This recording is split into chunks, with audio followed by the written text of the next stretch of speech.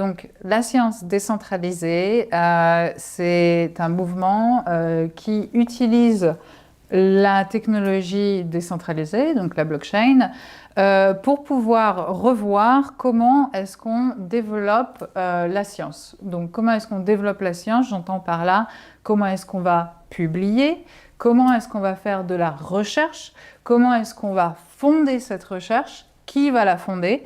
Donc je pense que c'est les 3 piliers principaux, c'est comment est-ce qu'on fonde, comment est-ce qu'on recherche et comment est-ce qu'on publie. Mais il y a une partie des chercheurs qui se sentent obligés ou qui sont obligés de publier de manière régulière et qui peut-être bâclent un petit peu leurs études pour justement pouvoir vivre de ces travaux-là.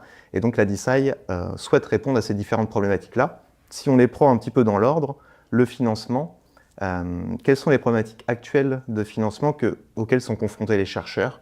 Ils passent beaucoup de temps à chercher des financements, c'est toujours les mêmes personnes qui les financent et donc ça biaise peut-être certaines études ou certaines recherches?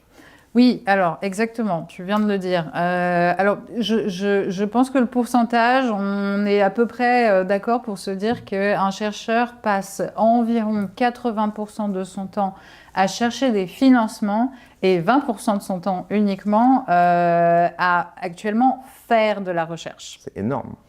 Donc, ce temps passé est énorme. Donc, ce qu'on appelle aujourd'hui en anglais un bottleneck, la DeSci tente un petit peu de revoir le système de financement pour justement régler cette inefficience et potentiellement donc ne plus avoir des chercheurs qui passent 80% de leur temps à écrire des propositions pour obtenir des financements.